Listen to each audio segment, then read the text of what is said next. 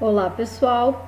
Dando continuidade a essa nossa aula 2 sobre pagamento por serviços ambientais, eu agora gostaria de apresentar para vocês quais são as principais dificuldades que a gente encontra tanto estudando esse instrumento que é o pagamento por serviços ambientais, quanto na prática da implementação desses projetos. Então a gente tem ao longo de vários anos aí de aplicação do pagamento por serviços ambientais, a criação de muitos programas, né, e programas públicos muitas vezes, e dentro desses programas muitos projetos envolvendo pagamento por serviços ambientais em todo o nosso país.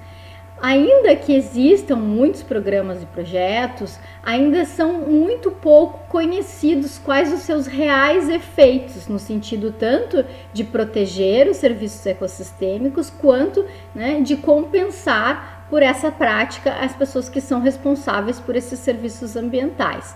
E acredita-se que, para que haja a possibilidade de diminuição no risco da aplicação dessas políticas em torno desse pagamento por serviços ambientais, a gente precisa investir muito nessa geração de conhecimento, né? Por isso é tão importante esse momento que a gente está tendo aqui durante essa semana para discutir esse instrumento, inclusive para tirar dúvidas em relação a eles com vocês, né? A gente vai ter oportunidade de fazer isso na nossa aula ao vivo, né? No nosso encontro ao vivo, né? Ainda que não seja presencial, né? Mas será ao vivo.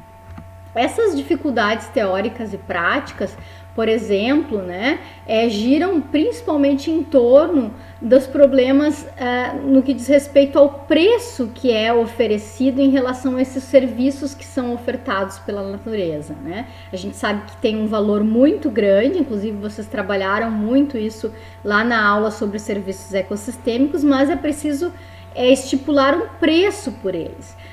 No caso da legislação catarinense, a unidade de referência desse valor são 30 sacas de milho por hectare ano, né, em que é feita essa proteção desses serviços.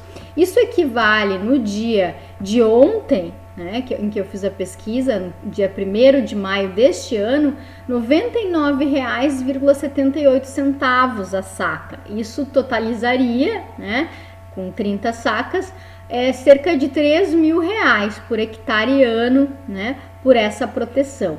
Mas esse valor, esse preço, melhor dizendo, não considera o que seria a variação do custo de oportunidade da terra nas diferentes regiões, tanto do estado de Santa Catarina quanto do país. E muitas vezes isso pode comprometer a viabilidade econômica dos programas, porque muitas vezes o agricultor teria, né, uma maior renda em termos de unidade de referência, né, não 30 sacas, mas talvez muito mais. A média brasileira desse custo de oportunidade da terra é no valor de 175 sacas. Certo? Então eu trouxe esse dado aqui para a gente compreender um pouco melhor essa questão justamente da precificação por esse serviço. Um outro desafio bastante grande é também essa valorização desses serviços no sentido de incluir valores que não sejam econômicos, ou seja, que torne essa valorização mais abrangente, no sentido de considerar também valores de ordem moral, né, da importância de proteção desses serviços, éticas e também culturais, no sentido de proteção de certas práticas que são efetuadas nesses territórios, por exemplo, por populações tradicionais, né? Além de considerar a própria complexidade de todos esses processos que estão envolvidos, né, na manutenção ou na provisão desses serviços ecossistêmicos e as suas inúmeras interações com as questões humanas, né? Por exemplo, a questão da água, né, que está muito presente no nosso dia a dia.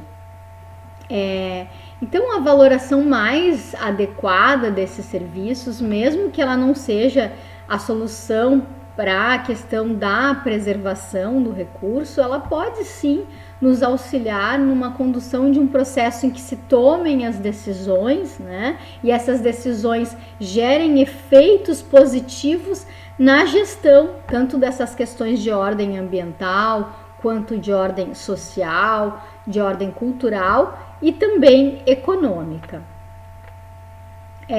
Além disso, né, a gente observou que até o final do ano de 2020 não existia uma lei federal, a gente chama isso de um marco normativo, né, uma lei geral que regulamentasse a matéria do PSA em nível federal, né?